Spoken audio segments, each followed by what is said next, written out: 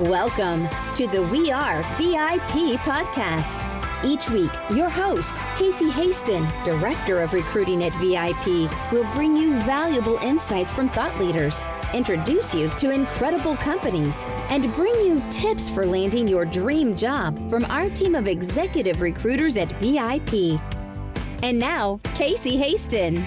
Welcome to the We Are VIP podcast, a podcast devoted to adding value to your career or candidate search, brought to you by VIP. I'm your host, Casey Hasten. I'm an executive recruiter, director of recruiting with VIP, and your all-around hiring guru. And I am super excited about our guest today because she actually comes to us from another guest. What better example of networking can you get than that? So let me tell you a little bit about her because this is going to be a very interesting show. So today on the show, I'd like to welcome Lida Citroen. I probably said that wrong. We'll let her correct it. CEO of Lida 360. Lida is a reputation management and personal branding expert, and she joins us to share some of her personal branding advice with those that are searching for a new job. Lida is also an expert in executive presence, leadership communication, and using social media to self-promote, helping employees and leaders build a personal brand that supports the business. Lida, okay, I'm going to let you say your last name because I butchered it after I practiced. No, you did great. It's Citroen. So Citroen. Thank you so much, Casey. I appreciate it. Well, I think it's important that we get people's names right. I mean, that's kind of part of your personal brand, right? Well, but we didn't have so much say in picking it, so I like to blame my parents, not so much me for that. But I appreciate your effort. Thank you so much. Oh, thank you. And thank you for being here. So I'd like to start the show talking a little bit about how we got connected. And because I think it's so important that people pay attention to those connections because, I may meet someone, I may not understand why I met them, but then they may introduce me to someone I'm like, oh, I just recently had that happen. And that is so cool when it happens, right? So how did we meet? Well, a good friend of mine and professional colleague, Morag Barrett, had been, I believe, a guest on your show. And you got to hear about her talk about allies and cultivating winning relationships. And she knew I had a book coming out, which was perfect for your target audience, the people that you're serving. And so she introduced us and connected us for this conversation. I know. And I always love it when I have those conversations with people before we get on the show because it's just like, oh my gosh, you're so cool. And I can't believe you're going to come and talk to me for 30 minutes and let me record it. That's probably the best part about having a podcast. I get to have this forever. Well, and I'm honored to be here. I mean, this is a great opportunity for me to help educate and inform your audience with maybe some tips and tools they hadn't thought about. So the honor is all mine. Thank you. Well, thank you. Well, I love, I was very fortunate that I received an advanced reader's copy of your book that's coming out. Now, has it published yet? It published in Europe. At the beginning of the month, and on May 25th, it'll publish in the United States. Oh, yes. That's awesome. That's awesome. I know people are going to want to read this book for sure. And I think Morag writes the foreword. Am I correct? No, she contributed an endorsement. Oh. And so she's been generous to do that on a couple of my books. And her words are really meaningful to me. So I appreciate it. What a great friend. So I really want to kind of dive in. I know we can't cover everything that's in the book, but I do know that, you've mentioned the 3 pillars of a successful career before: building a personal brand, the ability to pivot, and reputation repair. We're going to put that for last because when you and I talked about that, I was like, whoa, we need to hear more about that. That's important. But let's talk about pillar number 1, building a personal brand. Why is it so important to establish your personal brand, especially when you're on the job search? Well, I think it's important to understand that everybody has a brand, right? So it's whether you're designing it and driving it and managing it and promoting it, or you're just letting other people drive it. Your brand shows up in your reputation. So the people that are interacting with you, either working with you, interviewing you, networking with you, they have certain beliefs and perceptions about you that form your reputation. Well, if you're not driving your brand, their perception of you could be completely wrong or ill-informed or not serving you. So having a brand means you're in front of that. You're intentional, you're thoughtful about the way you position yourself with other people. And that's really what employers are looking for. Employers are investing billions in not just human capital and intellectual property and brick and mortar, but they're investing in their own brand. So they look for employees to build a brand that is going to anchor into theirs. And that's where there's a win-win. That is so interesting that you say that, because, and I think I shared a little bit, not to bring this back up about me, but I think that this is a really good example of, when I set up my personal brand, it wasn't because I was going to launch another business. It was because I needed to separate myself from the noise of the bajillion recruiters that are in this area with the things that I do. But, when you look at my website, everything points you back to VIP. Right. And so I think that's kind of what you're saying. It's just I'm doing it a little bit differently. I think you're doing it exactly right. And that is looking at all the touch points where somebody could experience us. I mean, a brand is an experience. That's all it is. It's not a logo or a swoosh or a tagline. A brand is a belief. It's a promise of something that I will feel if I go on a podcast with Casey, or I have a call with you, or I work with you. So looking at touch points like a website, LinkedIn profile, the people that you know, the different ways you express your brand, you want to find consistency. And that's the name of the game in branding. It's not about being perfect, because none of us can be perfect, but we absolutely should be consistent. And that is really where a lot of people are dropping the ball in building their brand. They just focus on social media, or they just focus on a new look, and they think that's what it is. But it isn't. It's about consistency across all those touch points. Well, and I love what you said. I've never really thought about it that way before, that your personal brand is like the promise of an experience, and how do you want those people to experience you based on what they're seeing? Am I saying that right?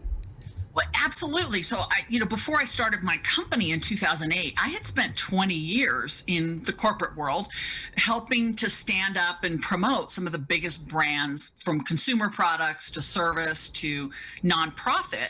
And the first question we always asked if we ever had a new initiative or a new endeavor or product is, what do we want people to believe is true about this product or service or endeavor? And what do we want them to feel? So marketing then takes the ball and creates logos and call to action and campaigns. But branding is always the first question. What do we want someone to believe is true? And what do we want them to feel? So in personal branding, we have to think the same way. Not, what should my LinkedIn headline be? Or, what kind of haircut should I have? Or what does my elevator pitch need to include? But what do I want people to believe is true about me, and what can I offer? How can I serve them, and what do I want them to feel? If you think about a basic marketing principle, people act on logic, right? I need a new car, but they buy on emotion, right? That car makes me feel successful or powerful or sexy or whatever. And if you ever question that, think about the last thing you overpaid for, right? Because we've all done it. We bought something because it was a brand. It made us feel something. And that's what we need to think about with our own brand. Our individual brand is, what do we want people to believe about us? How do we want to establish credibility? And, what do we want them to remember us for? They're not going to remember us for what we said on paper. They're going to remember us for how they experienced us. So, all right. So I'm a job seeker. Okay. So how do I communicate that brand to my potential employer? Well, and that's where the magic happens, right? So the resume is a tool, for instance, that we use. And I'm notably not a big fan of resumes, because what a resume does is it looks backwards. A brand looks forward. So once I figured that out, I realized why I don't love resumes. But a resume is a piece of the toolkit, right? Social media, word of mouth, networking, in-person experience, visual, nonverbal, all of these touch points will communicate to that employer what your brand is. So it's not about investing it all in the resume and expecting the resume to speak for you. The employer, by the time they want to have a conversation with you, they've looked at your background, they've seen patterns, they've probably looked at your online profile. Those patterns are either confirmed or they're confused. They may have talked to some people who know you who either confirm or dispel those patterns. So by the time you get in the room with that employer, they're looking for you to confirm in person everything they believe to be true. And that's where the magic happens. If you've done your brand well, it should be really easy in that moment to just reinforce and show consistency with everything they believe to be true. Well, and I know that sounds a little, I don't know, maybe abstract, but it's really practical. It takes so much of the pressure off the job seeker to try to be perfect or scripted and polished in a way that might feel inauthentic. Just be you, the same you that I would find online, the same you that Bob, who sent me your resume, speaks about. It's just about being you. And it's so interesting that you use the word unauthentic, because I was going to ask you if, when you're talking about consistency, if you are talking about showing up as your authentic self and not putting on this big polished person. Because I know, like, for me, I have to show up as who I am, and I believe that comes across. If I had an updated resume, I think it would come across in an updated resume, but I think it certainly comes across in my social media, especially my LinkedIn and all that kind of stuff. So, but let's take it back to the professional for a second. So, when we're talking about relationships, and you and I were just talking about networking before we started recording this podcast and how important it is. So what about your professional relationships? How do you shape your professional reputation? Well, relationships are a big part of that, right? So there's that expression, guilt by association. We want positive by association too, credibility by association. And I always say, as part of a reputation management strategy, you should look at the people that you know. Are they serving and reinforcing the way you want people to experience you, or could they be detracting? And social media really kind of changed the game there, because in the past it would be the people that you physically saw me with, or the people that you knew I associated with. But now we have all these connections online, and some of those connections may be doing things which, if an employer were to click on your friend's Facebook page or your friend's LinkedIn, maybe they don't shine very bright and very positively on you. So it is important in strategic networking to think about that and be mindful and discerning about the people that you connect with online. There are a couple of different philosophies with relationship building online. And some people believe that, everybody in the pool, and the more connections you have, the better. And anyone who sends you a connection request, you accept it. I tend to preach something a little bit more discerning, because of the optics, right? Because there are people whose brand pivots around something that's more controversial or provocative, and that could actually deter from the values you want to be known for. So being mindful that relationships should be serving you. These are the people who your network should be advancing you and sharing opportunities and referring you. But if they could be detracting from what you stand for, that poses some risk. And if you're going to be mindful and okay with it, then at least it's a choice. But if you're unaware of it, then at least start becoming more mindful of it. I think that's really great advice, especially for job seekers, because you're right. The first thing I do if I'm considering engaging with a candidate for a search that I'm doing on behalf of one of my clients is I'm going to go scrub their social media. And if I see something on there controversial or one time, like, I had a candidate that was bad-mouthing her current employer. So she'll do that for that employer. She could possibly do it for my client. My job is to protect my client as well. So, but another thing, and I don't know if you've noticed it, you probably have, but you've really got to lock down, like, when people tag you, like your friends tag you on social media. 100%. Yeah. That needs to be approved. You need to set something up, a safeguard there, so that they don't post those bikini pictures on LinkedIn that they took over the weekend. Well, and LinkedIn has some pretty good metrics around or protection around that, but you're absolutely right. And I think as you get a little bit more visible, that happens a lot because people want you to comment on it, or, they want to show up in your feed. Yes. And so being discerning about all of that is absolutely true. People feel like there's this belief that once you go on social media, it's kind of like all the rules go away. But you still get to have boundaries. I mean, you can say there are certain things I don't comment on. There are certain images you won't find. And I lock that down because that's, first of all, not part of my brand, and it actually could hurt my brand.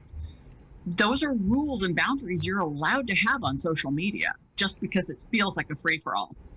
Right. And I think a lot of people feel guilty, like if they're tagged or mentioned or what, or a friend of theirs or their mom put something on Facebook, for example. And Facebook is just as much reviewed as LinkedIn. I know professionally we tend to think of LinkedIn, but Facebook is there too. But you've got to give yourself permission not to comment on stuff that doesn't align with the image, the personal brand that you're trying to put out there. Absolutely. We have to start becoming better consumers of the way we show up online. The digital landscape has become quicksand for a lot of people. And I know we'll talk about reputation repair, but that's where a lot of people get in trouble, right? A joke, a comment, an offhanded comment, something that, you really didn't think was going to be shown outside of that forum. The comment that you noted that somebody had posted negatively about their employer, I see those in LinkedIn groups. And I can't believe somebody wouldn't think that another recruiter would find offense at that. These are not private conversations. Even text messaging or instant messaging, direct messaging, they can all be screenshotted and taken out of context. So if you think it and you're questioning it, just don't put it in an electronic device. And job seekers have to pay attention because I don't think they understand how much recruiters and hiring managers, employers are looking at social media. Absolutely.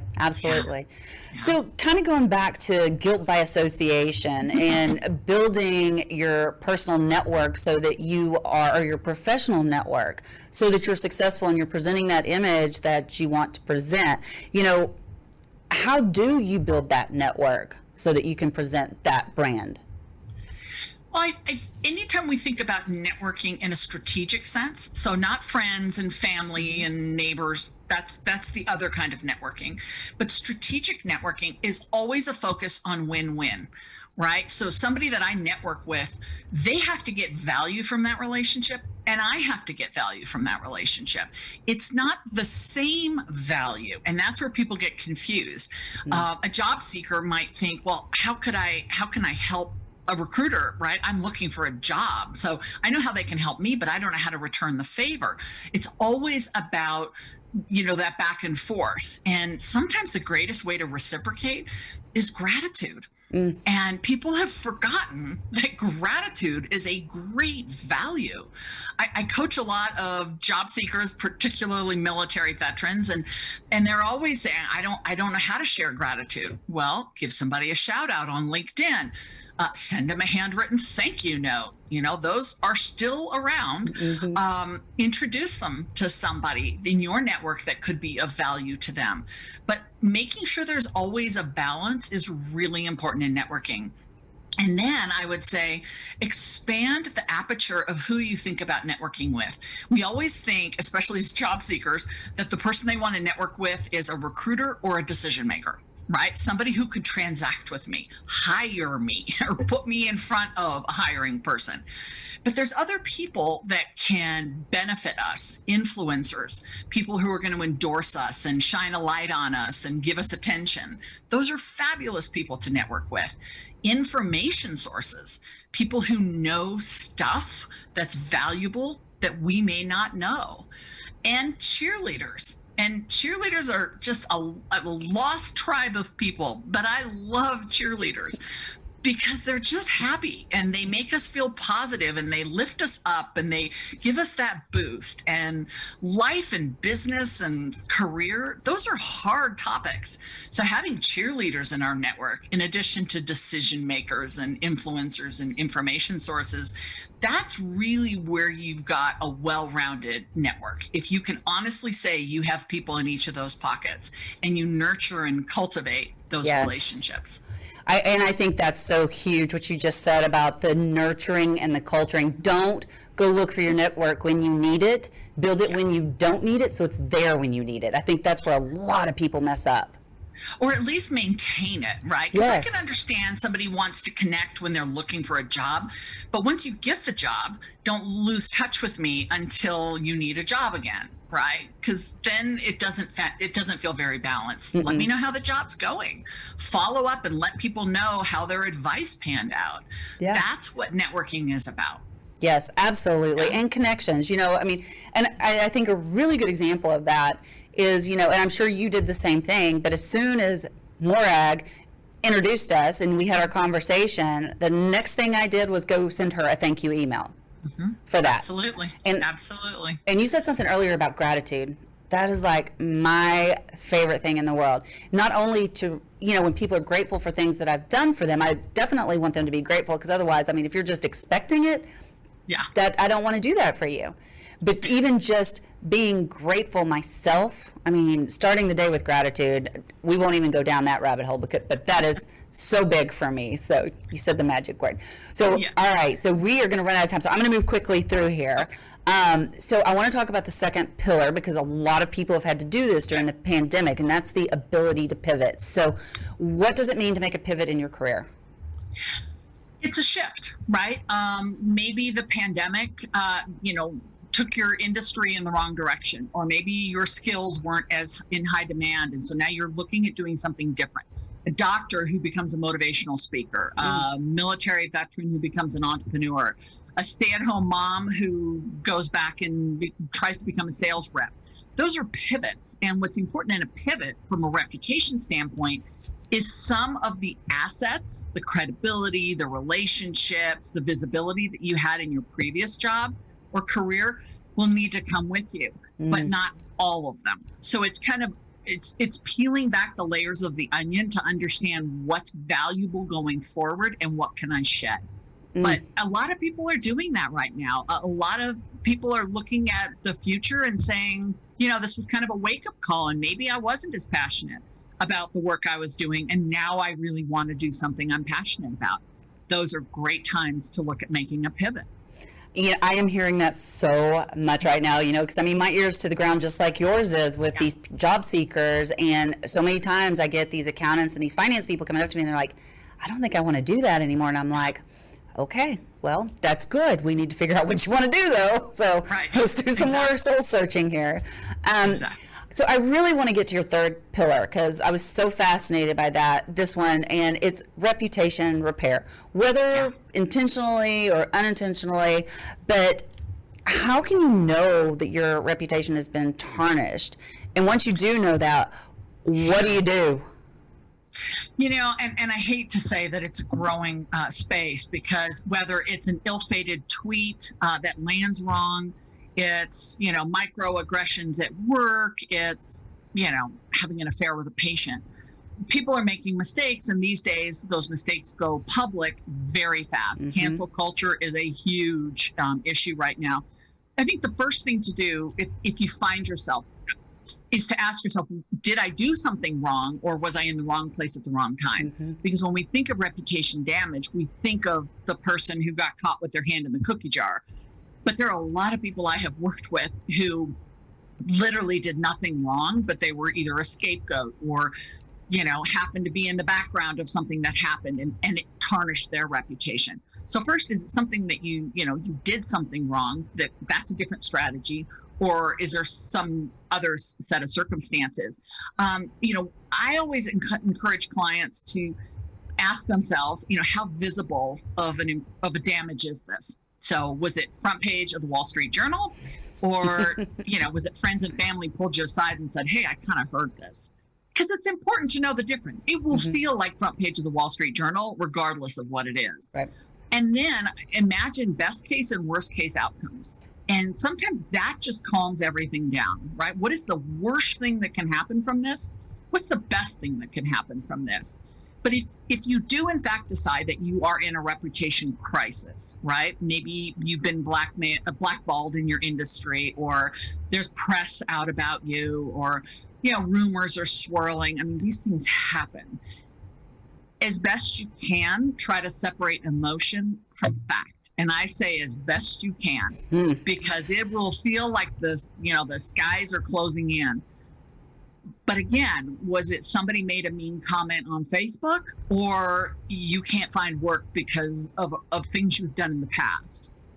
Looking at that, gathering allies, create a network of close supporters, people who have different skills and who are going to be able to back you up. You might need to hire a consultant. You might need some damage control, crisis control, but you also are going to need a lot of support. So get a team of people around you, and then put together a response plan. Everybody thinks if it's on social media that they have to immediately go to social media and start feeding out responses. Sometimes that can be the worst thing you can do. Really? I had a client who it created a firestorm. They literally woke up in the morning and had no idea that what they had posted last night was all over the news. It had gone viral. Their board of directors was calling them in.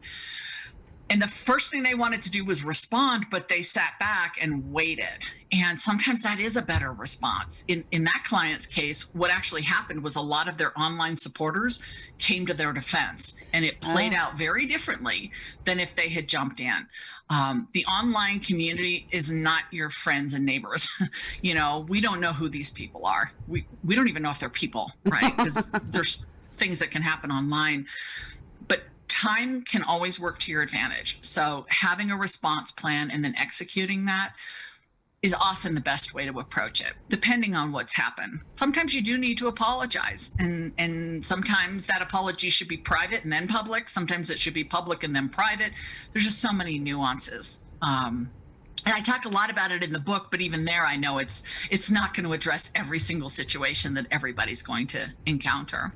I was listening as you were talking about the different things that could happen, and the one that popped into my head when you started talking about guilt by association was we had recently had a client, not recently, this was a couple of years ago, had a client that had some issues going on, and we were trying to help them through it, and they ended up terminating quite a few people. But one of the people that got caught in the terminations was completely innocent, but because it appeared, and they spoke with their lawyers and everything, that she was participating in whatever was going on, the lawyer said, it doesn't matter. You got to let her go. And so that's someone. So let's just think about that. She was terminated, right? So how does she deal with that? How does she rebuild? Well, let me think about how to say this. How do you fix that damaged reputation, especially when it wasn't your fault, so that you can get that next job? I have worked with many people that have found that situation, whether, again, it was wrong place at the wrong time. There's also a lot of workplace bullying and workplace mobbing that's happening right now. And unfortunately, several clients I have worked with have been caught up in that. It sometimes requires a step back and a different look forward, right? So do you want to stay in the same industry? Do you want to stay in the same company? There's different strategies for that. Are you looking to make maybe it's time to make a pivot. So you look for a different industry where perhaps some of those legacy crises won't follow you, but taking accountability for the pieces that you may have played into. Sometimes not saying anything is action. But what I find is what gives the subject or the victim the most confidence and power is knowing they have a plan, knowing they have a response. I had one client who shared with me that she was always afraid that somebody in the grocery store was going to stop her and ask her about what had happened, because it did make the public attention. And it never happened that somebody in the grocery store stopped her. But once, she curated a really good response, I remember her saying to me, I'm no longer afraid in the grocery store. And I knew exactly what she meant, right? She wasn't afraid of tomatoes and canned goods. She was afraid. She didn't have that fear anymore because she knew how to confidently answer any questions or address the situation. And the same thing with an employer. Your best tool as a job seeker is to have a narrative, to be able to explain how your past presents you here today for this opportunity and what is the promise of the future. And if your story about the past includes some negative, hot issues, you have to sometimes include that. If it's well known and you don't address it, you're kind of making them address it, which can feel uncomfortable. So having that narrative about who you are, how your past, is all of it included, makes you who we are today, and what that means for the future, for your ability to serve in that role and add value. That's really where you get more control as a job seeker. And I love everything you just said, and I almost wish we had just focused on this one pillar for this entire episode. But, and one thing I just want to say, in talking about this, everyone at some point in their life is going to have something that's happened at work that they're not either going to be proud of or they're not going to want other people to find out about. I will tell you, and I've not told many people this, my producer's probably going to fall over when I say this, I was fired from one of my first jobs. Fired. Well, join the club. I was a horrible employee.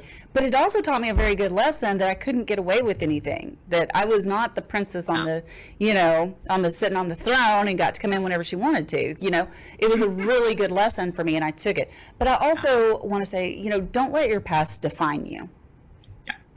It doesn't have to.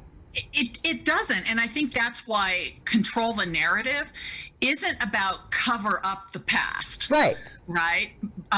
Here's an example of that. I have had clients go through really traumatic events, right? Their fear is, does that define me, right? Mm-hmm. Do I have to now be known as a cancer survivor or a war veteran? Or you choose how you want to be defined. And that's why if we're controlling the narrative, we're telling our story the way we want to be defined. That doesn't mean you get to hide all the skeletons, but if they come forward, they need to fit into a narrative. And that's really where people have power. That's where job seekers, if they're clear about their value, they're clear about why they're having this conversation, they're going to be able to defend or explain anything that might be less than positive.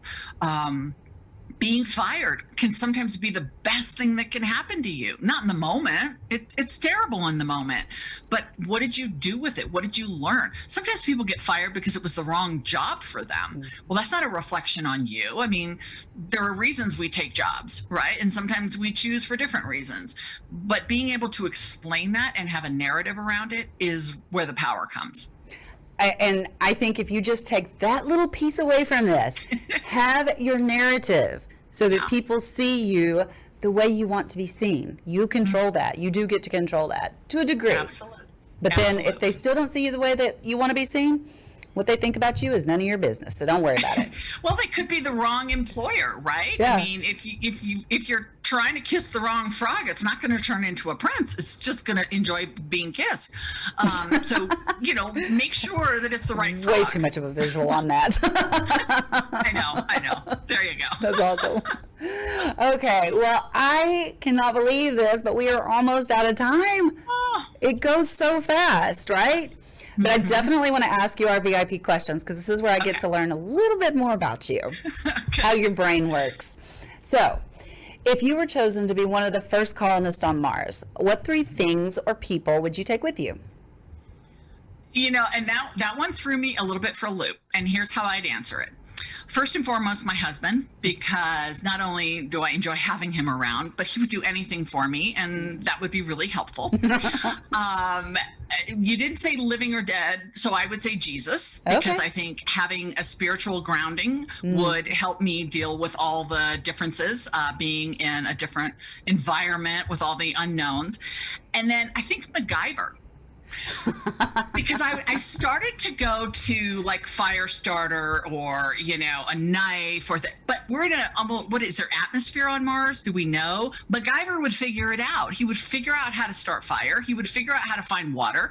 So I kind of think I would want him in there too. And that would give me probably all that I need to find food, make food, stay grounded, stay spiritual, and have my main squeeze. All the important stuff, right? I love it. I think so. So, what is one thing you do each morning to set your day up for success? Prioritize. And I wouldn't say I'm perfect at this, but I try very hard to prioritize what I have to do that day, because a lot of my deadlines are far out and I create schedules to give myself due dates and then deadlines. But prioritizing every day is what prevents me from spending the whole day on Facebook or, doing my laundry at 10 o'clock in the morning, or it is making sure that I know what I have to do during that day to be able to meet my deadlines. So prioritization, and it's still something I work on, but it certainly gives me some more clarity. I love that. And I actually write down my schedule, old school, every single day. And I practice this philosophy of zero white space. So if there is white space in between appointments, I put something there. Because I don't want anybody else putting something there. Do you put like hold, like I do. spacers? Yeah. Oh, okay. Yeah, I do that too. Yeah, for sure. I'll put holds, and I'll give myself little holds, like if I know I have appointments around those appointments, or if I just know I need time to focus on my own to do whatever. I mean, I literally schedule everything, and I'm not a detail person. So everybody's like, "Oh, you're just detailed." I'm like, "No, I have to do this, or I won't get anything done."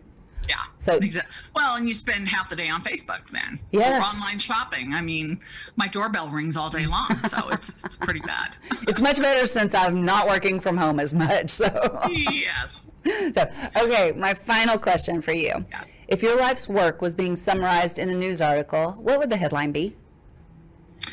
The headline would read, "She gave more than she took, how one businesswoman gained wealth by giving away her expertise." Because I really believe that generosity and gratitude is how I want to be known. Yes. And I would love for people to remember me for being really generous and grateful for every opportunity I have. That is beautiful. How do people find you if they need some reputation management? Well, all roads lead to Lida360.com, which is LIDA360.com. The new book, Control the Narrative, it's already, pre-orders are going through the roof. It's on Amazon, booksellers. Woo, look at that. And I'm on every social channel, my YouTube and all of that. I mean, I'm an extrovert, so of course I'm on every social media channel. That is so awesome. This has been such a fabulous conversation, and I've so enjoyed just reading your book. Thank you so much for the advanced copy, and just kind of digging in a little bit more about what it means to maintain your reputation and how important it is. So thank you for being here with us today. Thank you. And you have a stellar reputation, which is what made me really excited about having this conversation with you. So there you go. Power of reputation. Well, I just have one more thing to say to you. Okay. You are a VIP. Thank you. And that's a wrap for today.